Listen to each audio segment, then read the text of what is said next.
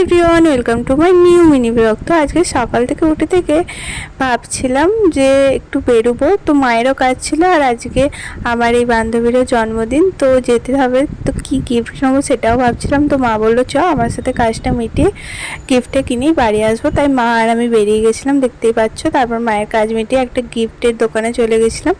অনেক রকমের কিছু দেখেছিলাম, বাট সিপারগুলো আমার খুব সুন্দর লাগছিলো। এটাও অনেক কিউট ছিল, আর যেটা নিয়েছি সেটা তো আমাদের নেক্সট ব্লগে দেখাবো। আর এখানেও একটা সিপার ছিল, এই পিঙ্ক কালারটা তো আমার বেশ ভালো লাগছিলো। আমি এই পিঙ্ক কালারটা নিজের জন্য নেব ভাবছিলাম।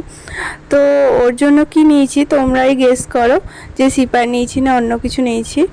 তো তারপর আমরা চলে গেছিলাম একটা কসমেটিকের দোকানে। তো আমার কিছু কিছু জিনিস মানে শেষ হয়ে গেছিলো, তো ওইগুলোই নেওয়ার জন্য।